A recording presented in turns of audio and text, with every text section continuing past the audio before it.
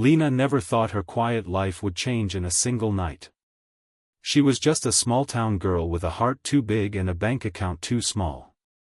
Working double shifts at the local diner and living in a rundown rental, she barely had enough to get by. But when a rainstorm hit hard one late evening, and a soaked, exhausted man knocked on her door with a sleepy little boy in his arms, she couldn't turn them away. "Just one night," he said, voice rough with fatigue. "We got caught in the storm. My phone's dead, and the nearest motel's full." Lena hesitated for only a moment before stepping aside. "Come in. He looks cold." That night, she gave up her bed for the little boy and made them both soup with what little she had. The man, Daniel, was kind, quiet, and grateful. He didn't say much about himself, and Lena didn't pry. By morning, he was gone, leaving behind only a thank you note, and a business card that made her heart stop. Daniel Cole, CEO, Multitech Industries. The same company that owned half the tech parks on the coast. The man she had let sleep on her couch was one of the richest, most powerful men in the state, and she hadn't even asked for his last name. She thought that was the end of it. Until a black car showed up at her door 2 days later, with Daniel inside, holding flowers and a job offer. And maybe, just maybe, something more. Maya had no idea her simple act of kindness would turn her world upside down. It was just another rainy evening in the city when she spotted them, a man and a little boy huddled beneath a bus stop, soaked and shivering. Something about the father's protective arm around his son pulled at her heart. "Do you two need somewhere warm?" she asked softly, umbrella in hand. The man looked hesitant but nodded. "Just for the night.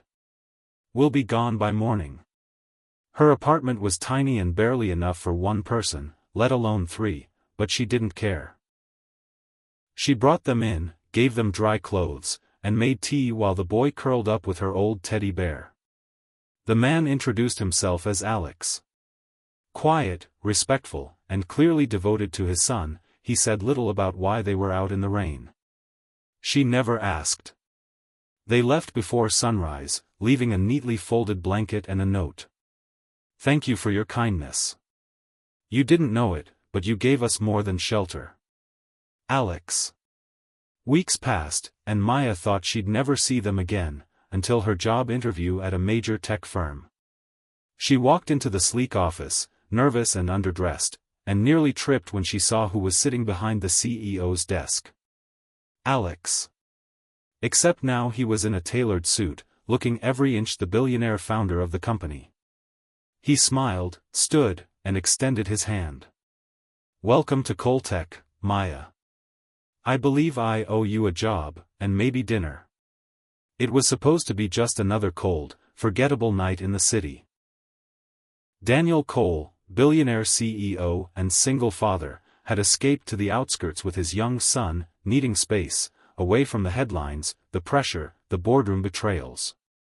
His empire was crumbling, his trust shattered, and his son had barely smiled in weeks. He thought a short drive would clear his head. But when their car broke down in the pouring rain, miles from any hotel or help, he found himself knocking on the door of a tiny, weathered cottage. The door creaked open to reveal her. She couldn't have been more than 20.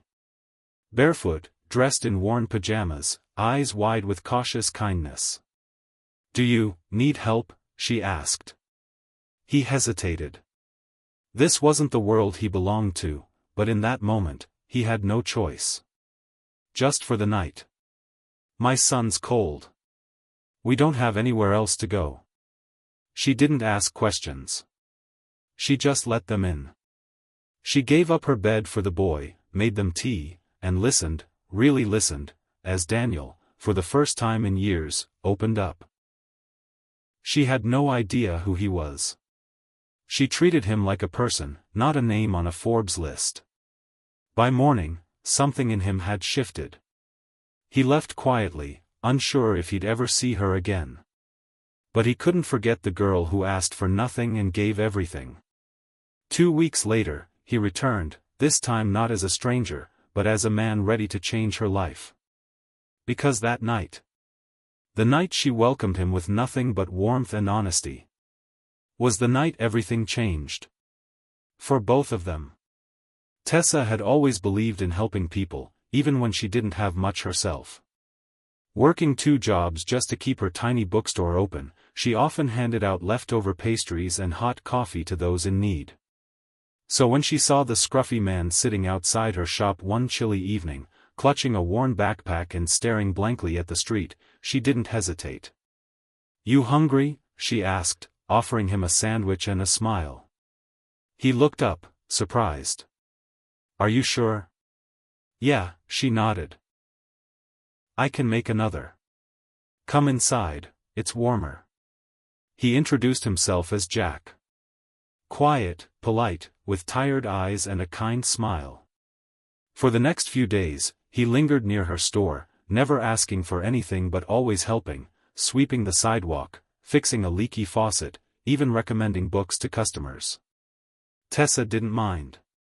In fact, she started looking forward to seeing him. What she didn't know was that Jack was no drifter. He was Jack Remington, tech investor, millionaire, and founder of one of the most successful green energy startups in the country. He had gone off-grid after a business scandal and betrayal that made him question everything, including the people around him. But Tessa? She saw him at his lowest and treated him like a friend, not a headline. When he finally revealed who he was, she stared in disbelief. "You're that Jack Remington?" He grinned sheepishly. "Guilty. And you let me feed you expired muffins?" "You let me be human," he said. "No one's done that in a long time." And just like that, everything changed, for both of them. Because sometimes, the richest connections begin when you have nothing at all.